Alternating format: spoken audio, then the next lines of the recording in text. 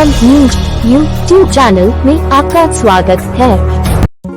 भारतवर्ष पाकिस्तान में मिले बुद्धा पेंडेंट की कहानी। मोहनजोदड़ो से बुद्ध का कैसा कनेक्शन। बाय नीलेश कुमार। अगस्त 6, 2022 शाम के 5:27। मोहनजोदड़ो में भारी बारिश के बाद भगवान बुद्ध की एक क्षतिग्रस्त मूर्ति जैसी चीज मिली है। इसे बुद्धा पेंडेंट कहा जा रहा है। अविभाजित हिंदुस्तान का हिस्सा रहा मोहनजोदड़ो पाकिस्तान के सिंध प्रांत में पड़ता है। वहाँ मिला पेंडेंट कब का है, इस बारे में बहुत जानकारी नहीं मिल पाई है। इसके निर्माण काल के बारे में पता लगाने के लिए एक्सपर्ट्स की राय मांगी गई है। भगवान बुद्ध का यह पेंडेंट बीते 3 अगस्त को मोहनजोदड़ो के दक्षिणी दीक्षित इलाके से मिला था। पुरातत्व विभाग के वरिष्ठ संरक्षणकर्ता अली हैदर ने पुष्टि की है कि भारी बारिश के कारण यह अनोखी वस्तु सामने आई है।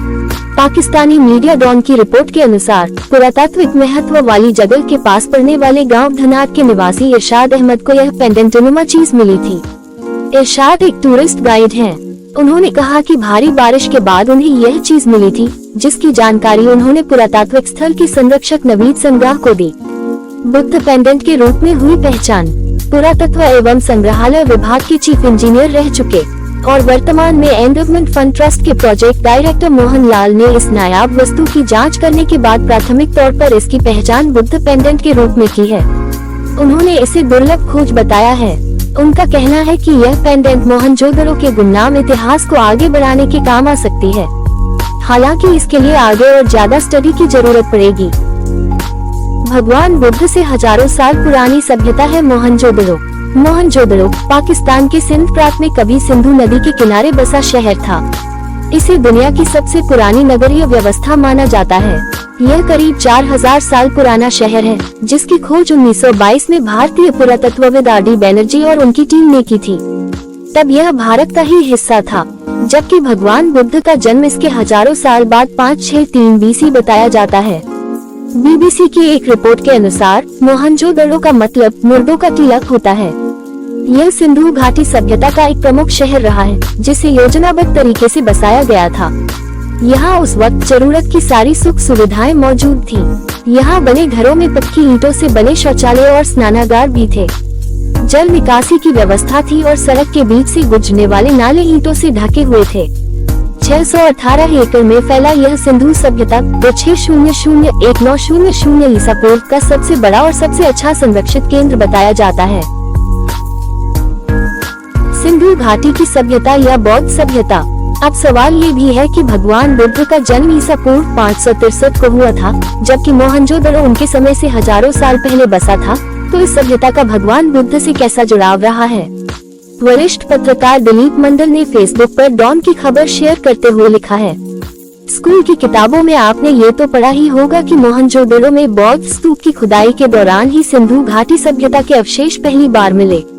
पूरी दुनिया के प्राच्य इतिहासकारों में इसकी चर्चा है। यह मूर्ति निर्णायक रूप से साबित कर सकती है कि सिंधु घाटी सभ्यता दरअसल बौद्ध सभ्यता है और तथागत गौतम बुद्ध परंपरा के एक और बुद्ध थे। सोशल मीडिया पर इसको लेकर एक बहस छिड़ गई है और इस बारे में तरह तरह की प्रतिक्रियाएं आ रही हैं। हालांकि पुरातत्वविदों का कहना है कि इस पेंडेंट के अध्ययन के बाद ही विस्तार से कुछ कहा जा सकेगा।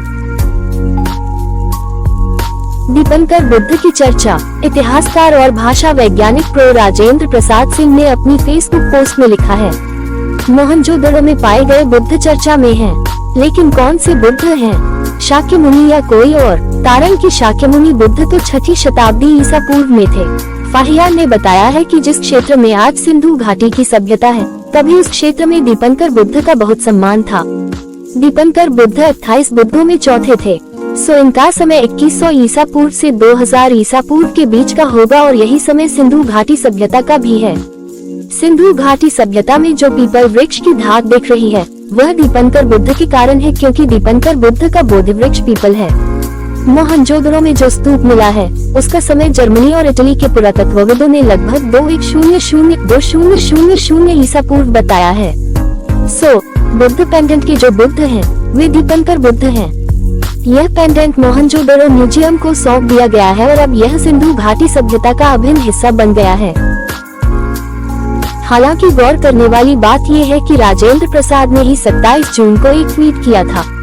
इसमें उन्होंने Buddhism the religion of Mohenjodaro Harappa cities और इसकी अनुदित किताब बौद्ध धर्म मोहनजोदड़ो हड़प्पा नगरों का धर्म का संदर्भ देते हुए लिखा है कि सिंधु घाटी की सभ्यता बौद्ध सभ्यता थी।